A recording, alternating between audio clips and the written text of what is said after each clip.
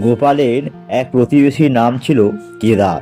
তার বাড়ির উঠোনে ছিল একটি কাঁঠাল গাছ, যা প্রতি বছরই বড় বড় ও সুস্বাদু কাঁঠাল ধরত। সেই কাঁঠালের স্বাদ ছিল একেবারে মধুর মতো, কিন্তু কেদার কাউকে একটি কাঁঠালও দিত না। গাছে কাঁঠাল পাকার সময় চারপাশে সুগন্ধ ছড়িয়ে পড়ত, পুরো পাড়ায় তার ঘ্রাণ ছড়িয়ে যেত।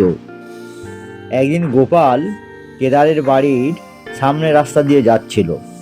দেখলো কেদার দাওয়ায় বসে এক বাটি সর্ষের তেল নিয়ে গোঁফে বেশ যত্ন করে মাখাচ্ছে। তা দেখে গোপাল হাসতে হাসতে জিজ্ঞেস করলো, কি হচ্ছে কেদার ভায়া? কেদার গর্বভরে উত্তর দিল, গাছে বড় কাঁঠালটা পাকছে মনে হচ্ছে, তাই গোঁফে তেল মাখছি। কাল সকালে সেটাকে দিয়েই জলযোগ করব।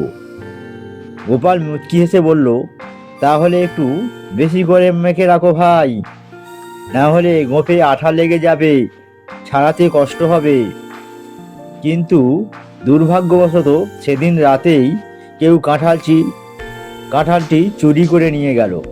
পরের দিন কেদার গোপালের কাছে এসে দুঃখ করে বলল, আহা, গোঁফে তেল মাখানোই সার হলো, কিন্তু কাঁঠাল খাওয়া আর হলো না। কাল রাতে কাঁঠালটা চুরি হয়ে গেছে। গোপাল হেসে বলল, কিন্তু কি আর করা দাদা, একেই বলে গাছে কাঁঠাল গোঁফে তেল।